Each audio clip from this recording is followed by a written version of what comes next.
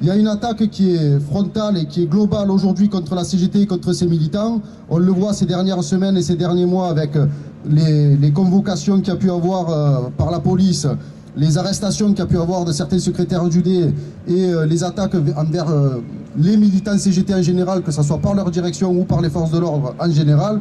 Ce que nous vivons aujourd'hui, ça n'est pas une dérive autoritaire, c'est une dérive totalitaire. Et il est nécessaire que les uns et les autres, on se serre les coudes parce qu'il y a danger.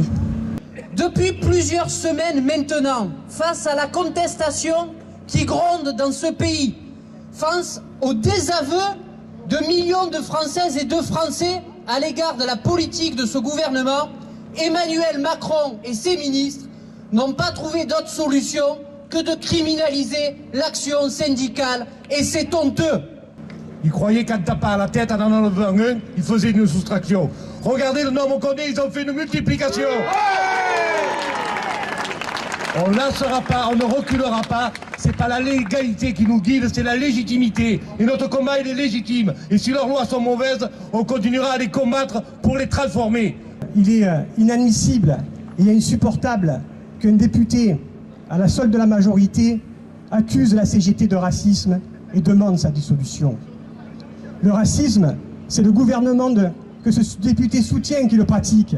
C'est lui qui a enlevé le pavillon à l'Aquarius, acquis à Marseille, afin qu'il ne puisse plus sauver des vies en Méditerranée. C'est lui qui est responsable des morts, aussi bien dans les manifestations que des migrants qui cherchent à vivre mieux et qu'on doit accueillir dignement. Le gouvernement pousse les forces de l'ordre à défendre l'intérêt des possédants par les recours ces dernières semaines à la brutalité, à la répression et à l'intimidation. Il s'agit donc de ne pas se laisser intimider comme aujourd'hui. Pour ma part et pour la fédération, les seuls voyous, les seuls responsables, les seuls criminels, c'est les patrons du 440, soutenus par ces députés, par cette majorité. Ce piètre élu de la nation a été choqué par le fait que des travailleurs, des retraités, des chômeurs soient venus manifester leur volonté de ne plus subir, de ne pas se laisser broyer par la machine capitaliste. Pauvres petits personnages, ils votent toutes les lois qui aggravent les conditions de vie, de travail des salariés, des jeunes, des privés d'emploi, des retraités. Et il faudrait quoi? Que nous le félicitions? Honte à lui!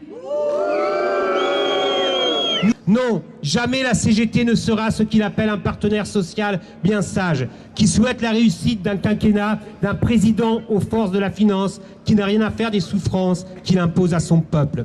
Camarades, est-ce que ce n'est pas Castaner, ministre de l'Intérieur, qui devrait être convoqué au commissariat pour incitation à la haine contre les manifestants? Camarades, ils peuvent utiliser tous les moyens. Nous ne reculerons pas, nous ne renoncerons pas. Nous exigeons l'arrêt de toute procédure à l'encontre de notre secrétaire général et l'amnistie de tous les militants qui luttent pour les congrès sociaux, qu'ils soient gilets rouges, gilets jaunes ou sans gilets.